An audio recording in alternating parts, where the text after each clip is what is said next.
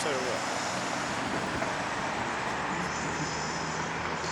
No, we're just making a video of your car here.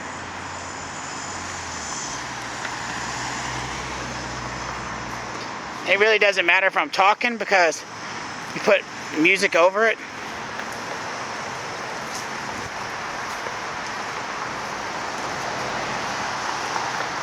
Go get the license plate. You know, I was wondering about that always. And you know how hard it is actually to get shit off your license plate? We've tried to get people's information from their license plate. Murph, and it's not the easiest thing you could ever do.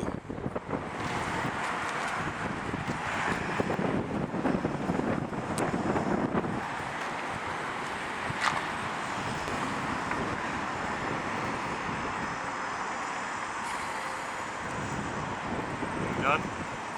Yeah.